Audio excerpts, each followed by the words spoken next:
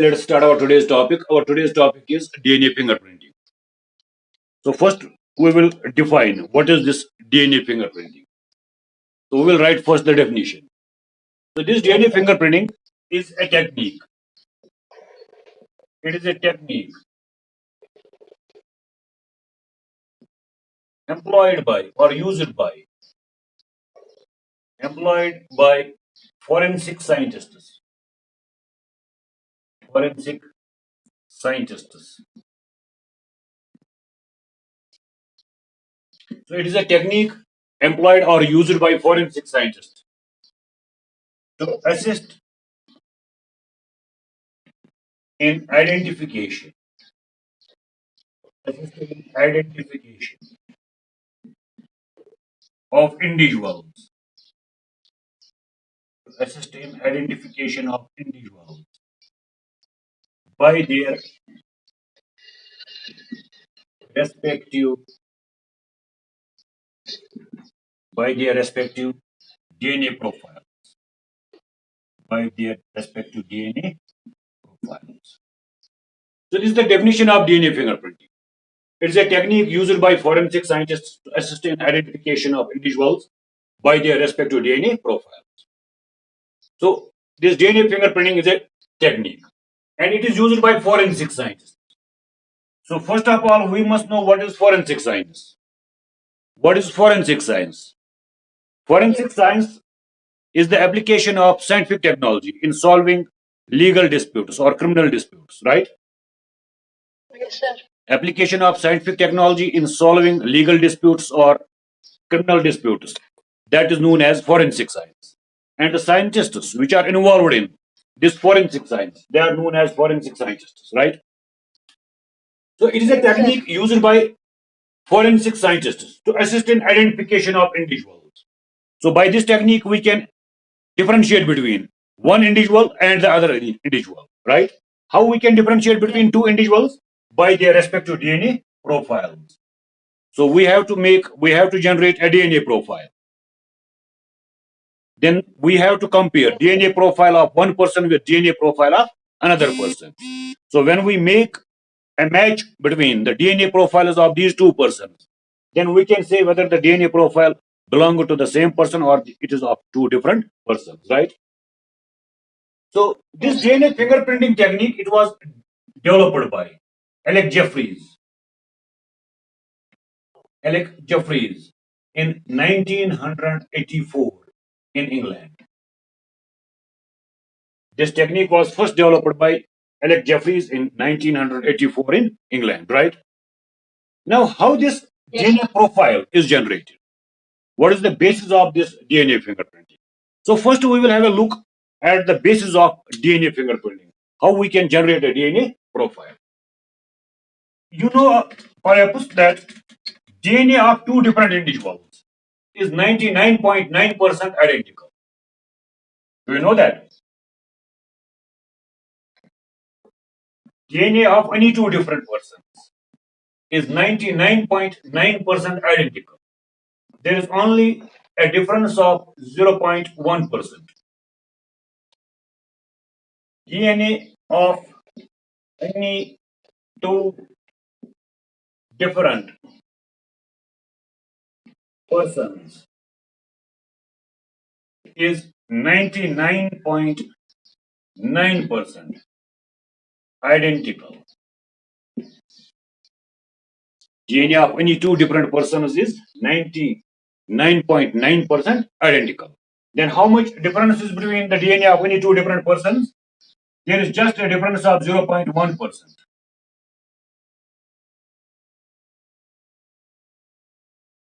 There is just a difference of 0.1%.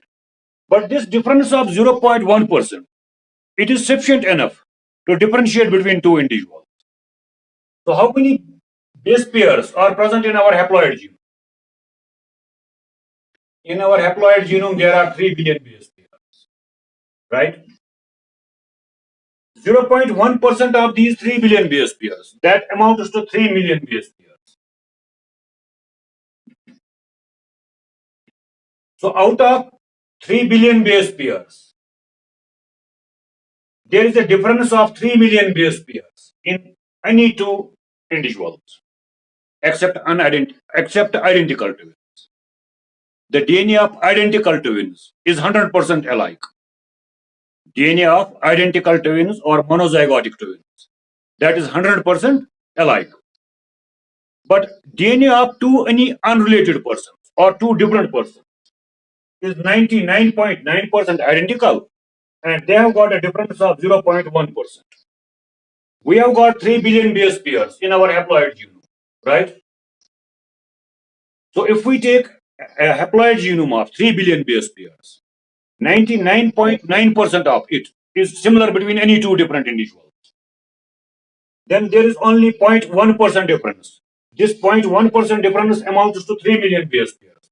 So we can say there is a difference of 3 million base pairs between a person A and person B and a person C, right?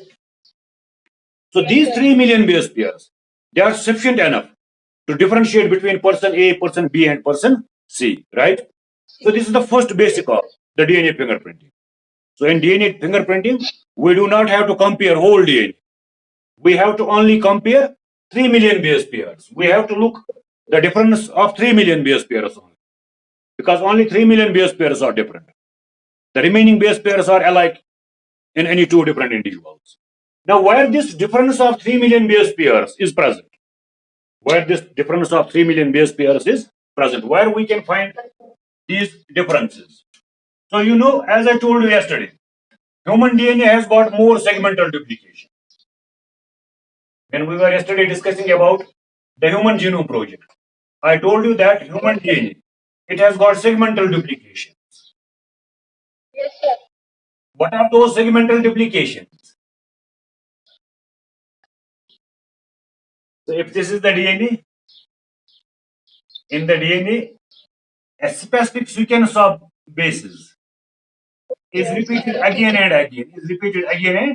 again, right? Here Yes, is sir. one specific sequence repeated. The same sequence is repeated here again. The same sequence may be repeated here again. So a specific sequence of base pairs, it is repeated again and again. So we call them as segmental duplications, or we also call them as VNTRs. VNTRs. These repeat segments of DNA, they are also known as VNTRs. What does VNTR stand for? It stands for variable number. Variable number. Tandem repeat. Tandem repeat. So a specific sequence of base pairs, it is repeated here, here, here. But the number of repeats at every locus or every location differs. Suppose there is a specific base sequence GATA, GATA. GATA sequence is present here. The GATA sequence is present here. GATA sequence is also present here, right?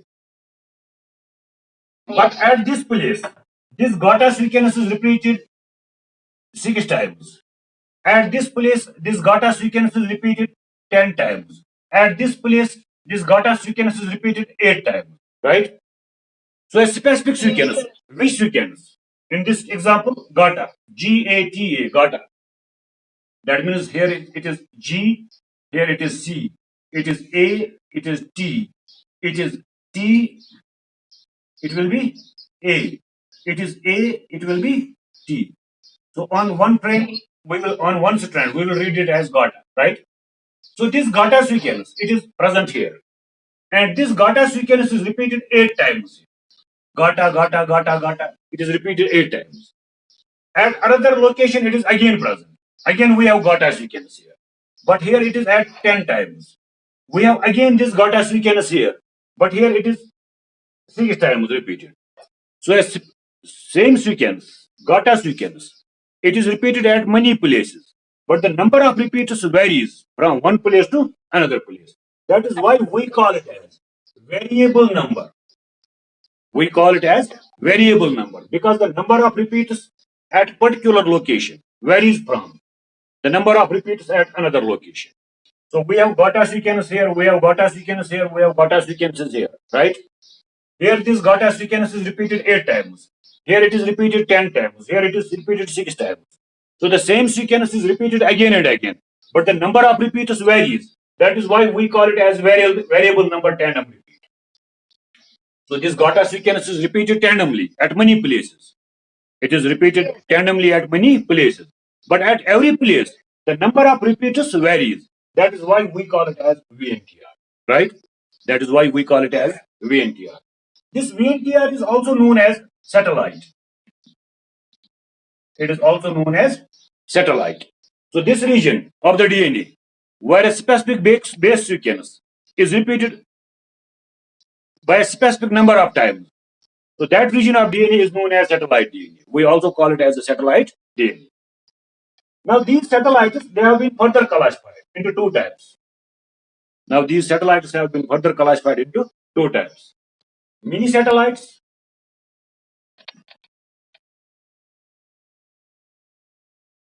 and microsatellites.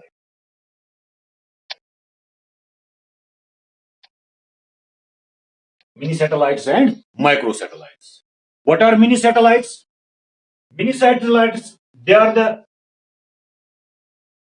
sequences formed of 10 to 60 base pairs. They are the sequences formed of 10 to 60 base pairs. We had a Gauta sequence. How many base pairs were in Gauta sequence? We had Gauta sequence. How many base pairs were in Gauta sequence? It is short sequence, just 4 base pairs, right? Mini satellites are those sequences which are formed of 10 to 60 base pairs. Mini satellite is formed of 10 to 60 base pairs. And these 10 to 60 base pairs at a particular location may be repeated anywhere between 5 to 50 times. Do you understand what I am saying? Mini satellite is a specific sequence formed of 10 to 60 base pairs. So it is a long sequence. Gauta is a short sequence.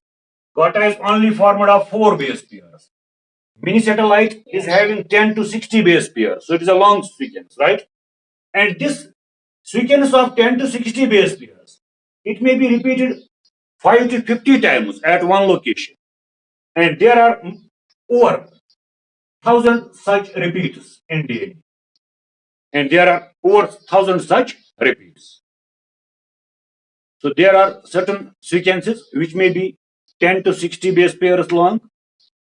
When that is present at a specific point on the DNA, at that place, the sequence may be repeated from 5 to 50 times. The sequence may be repeated from 5 to 50 times. And this sequence can be found in DNA over thousands of locations, over thousands of loci.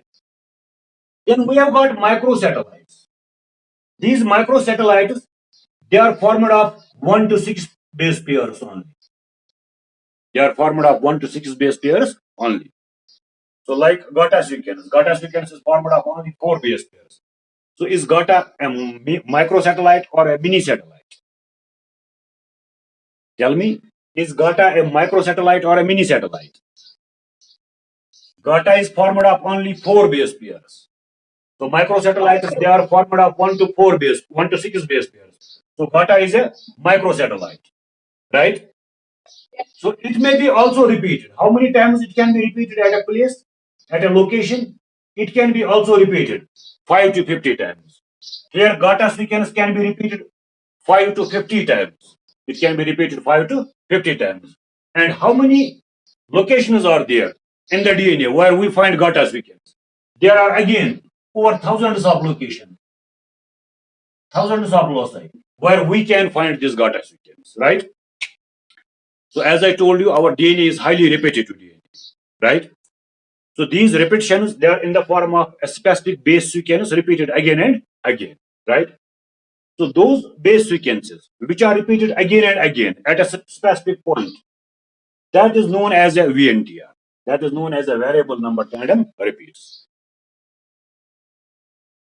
Hello, can you hear me? Hello? Yes, sir. Okay. I had an important call, so I had to attend it. Okay. So these repeaters, we call them as VNTRs, variable number tandem repeaters. Why we call them as variable number?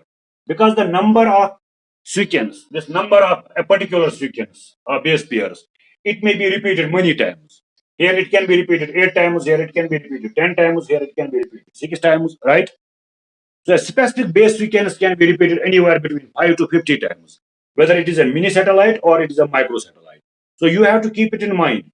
Mini satellites, these are long sequences formed of 10 to 60 base pairs. Mini satellites are long sequences formed of 10 to 60 base pairs. Microsatellites, they are very short sequences formed of just 1 to 6 base pairs. So which one of them is easy to compare? Which one of them will be easy to compare? Mini satellites or microsatellites? A mini satellite is formed of 10 to 60 base pairs. So we have to compare 10 to 60 base pairs. And each sequence may be repeated 5 to 50 times at a particular location. So this is difficult to handle, right? Microsatellites, they are formed of just 1 to 66 base pairs. For example, GATA, it is a sequence of just 4 base pairs, GATA, right? It may be repeated 5 to 50 times, but the sequence is very simple, GATA. So it is easy to compare. It is short sequence, we can easily compare it. So for DNA profiling, these forensic scientists, they target these microsatellites. They target these microsatellites on DNA. These microsatellites, they are scattered throughout our DNA. Are you getting me what I am saying? So for generation of a DNA profile, they have to compare the DNA. They cannot compare the whole DNA. It is formed of 3 billion base pairs, right? They cannot compare 3 billion base pairs. So they choose specific regions of the DNA where the differences are between one individual and the another individual. Suppose this is individual A, right? It has got a sequence here. This is individual B. It has also got a sequence here. Here in individual A, the GATA sequence was repeated 8 times. In individual B, the GATA sequence is also there. But in individual B, the GATA sequence may be 10 times here. At this place, the GATA sequence in individual A was 10 times. In individual B, it may be here only in 8 times. Here in individual B, the GATA sequence may be 12 times, right? In individual A, it may be 6 times only, right? So they have to Yes, compare these VNTRs. They compare these microsatellites between one individual and the another individual. They do not compare the whole DNA. They only look for the locations where they have got microsatellites. These microsatellites are present at the same location in every individual. In every individual, the microsatellite is present at the same location. Then how they differ? They differ in the number of repeats. In individual A, the microsatellite is repeated here 8 times. GATA sequence is repeated 8 times. In individual B, again there is GATA sequence. But in individual B, this GATA sequence, it is repeated here 10 times, right? In individual A, we have GATA sequence here, repeated 10 times. In individual B is DNA. Again here, we will be having GATA sequence, right? But here the repeats may be just 8. It may be repeated only 8 times. Here in individual A, again we have GATA sequence. It is repeated 6 times. But in individual B, we may again have GATA sequence there. But the GATA sequence may be repeated 12 times, right? So these microsatellites, they are present in the DNA of every individual. They are present in the DNA of every individual and at the same location. And at the same location. So scientists, they target these microsatellites. So how one individual differs from another individual in these microsatellites? Since the microsatellites are located at the same region of the DNA, but how individuals then differ? They differ only in the number of repeats. If here the satellite is repeated 8 times, in another individual here it will be repeated 10 times. In this individual it is here present, repeated 10 times. In another individual it will be repeated only 8 times. In this individual the GATA sequence here is repeated 6 times. And in this individual the GATA sequence is repeated 12 times, right? So scientists do not compare whole DNA. They do not compare whole DNA. They only compare certain regions of the DNA where they find a specific base sequence, right? Repeated anywhere between 5 to 50 tables. So we call these regions of the DNA as microsatellites. So they compare the microsatellites. Now, where these microsatellites are mostly found in DNA, where they are mostly found, do they compare all the chromosomes? You know, our DNA is contained in chromosomes. Our DNA is contained in 26 chromosomes, or we can say it is contained in 23 pairs of chromosomes. If they will take a haploid genome, will they look for these microsatellites in all the 23 chromosomes? Comparing all the 20 DNA of all the 23 chromosomes is a huge task. So this was solved by FBI of this United States, FBI of US. They formulated a system known as CODIS 20 system. CODIS 20 system. What does this CODIS 20 mean? It means Common DNA Index System. CODIS stands for Common DNA Index System. 20. 20 refers to 20 loci. So they compare the DNA only at 20 locations in a chromosome set, right? So if they take haploid genome, if they take 23 chromosomes, they will not compare all the DNA of 23 chromosomes of one person with another person. They will only compare DNA at 20 locations. What are these 20 locations? Where these 20 locations are present? They are present in chromosome number 1, 2, 3, 4, 5, 7, 8, 10, 11, 12, 13, 16,